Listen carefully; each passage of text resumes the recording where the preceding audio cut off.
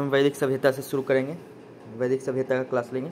तो पहला क्वेश्चन हमारा है, वेदों में प्राचीनतम कौन सा है? वेद जो है उसमें से सबसे प्राचीन वेद कौन सा है?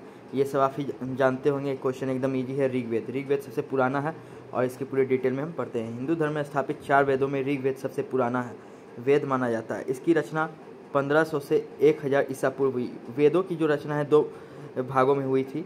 ये चलिए आगे जानेंगे।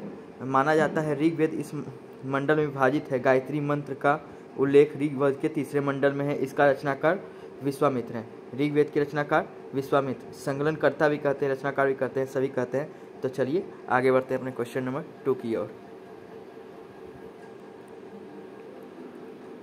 अपना क्वेश्चन नंबर 2 है, पुरुषार्थ कितने हैं?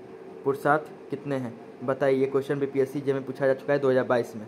बताइए पुरुषार्थ जो है वो 4 हैं। चलिए पूरे डिटेल में पढ़ते हैं। हिंदू धर्म के 4 पुरुषार्थों अर्थात पुरुषार्थ चतुष्टांग की मान्यता प्राप्त है। ये 4 पुरुषार्थ धर्म, अर्थ, काम तथा मोक्ष हिंदू धर्म के मनुष्य के जीवों का आध्यात्मिक, भौतिक और नैतिक रूप से उन्नति करने हेतु पुरुषार्थ की आवश्यकता पर बल दिया गया है। तो चलिए क्वेश्चन नंबर 3 की ओर बढ़ते हैं। प्राचीनतम वेद कौन सा है? ये तो सेमी क्वेश्चन है, आप जानते हैं ऋग्वेद। इसकी पूरी डिटेल में हम जान लेते हैं। ऋग्वेद को प्राचीनतम वेद माना जाता है। इसके कुल 10 मंडल, 128 सूतक और 10,552 ऋचाएँ यानी कि मंत्र हैं। ऋग्वेद का 3रा मंडल सूर्य देवता को समर्पित है।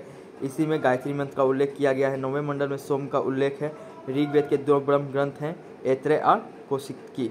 ऋग्वेद के मंत्रों का उच्चारण करने वाले ऋषि को होत्री कहते हैं। जो ऋग्वेद के मंत्रों का उच्चारण करते हैं उसे होत्री कहते हैं। या तो ज्ञानी बोल सकते हैं या कुछ कह सकते हैं, या होता कहा जाता है। चलिए क्वेश्चन नंबर 4 की ओर बढ़ते हैं। गायत्री मंत्र किस पुस्तक में मिलता है? ये अभी तुरंत हम पढ़ें। गायत्री मंत्र ऋग्वेद में मिलता है। चलिए आगे बढ़ते हैं। ऋग्वेद में यज्ञ हेतु कितने प्रकार के पुरोहित का वर्णन है? बताइए कितने प्रकार के पुरोहित का वर्णन है? 7 प्रकार। बिहार एपीओ में पूछा जा चुका है। चलिए आगे बढ़ते हैं। इसकी व्याख्या देख लेते हैं। ऋग्वेद में यज्ञ हेतु 7 प्रकार के पुरोहित का वर्णन है। कौन कौन? अधर्यु, होता, ब्रह्म, अग्निद, पोता, निंटा, प्रशास्ता। चलिए आगे बढ़ते हैं।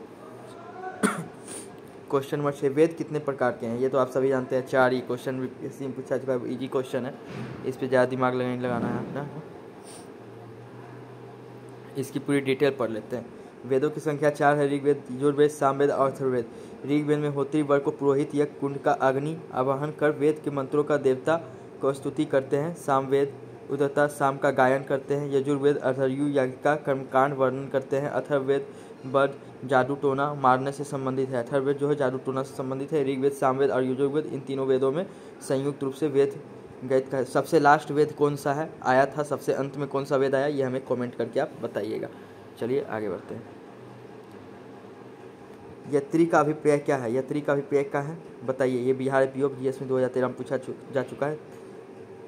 3 वेद। 8 नंबर क्वेश्चन, निम्न में से कौन सी नदी सप्त सैंधव का संविष्ट नहीं थी? बताइए। इसका उत्तर है साबरमती। यह बीपीएससी में पूछा जा चुका है 2019 में एग्जाम में। चलिए अब आगे बढ़ते हैं। यही तो हमारा क्वेश्चन था। 8 क्वेश्चन हमने कर लिया आज। इससे आपको कम से कम तो 8 क्वेश्चन किए हैं, तो इसमें से आपको हमको लगता है 20 से 25 क्वेश्चन किया गया है, क्योंकि हमने पूरी व्याख्या में पढ़ा है। ऐसे ही वीडियो पाने के लिए हमारे चैनल को सब्सक्राइब करिए। वीडियो अच्छी लगे तो लाइक करिए। धन्यवाद।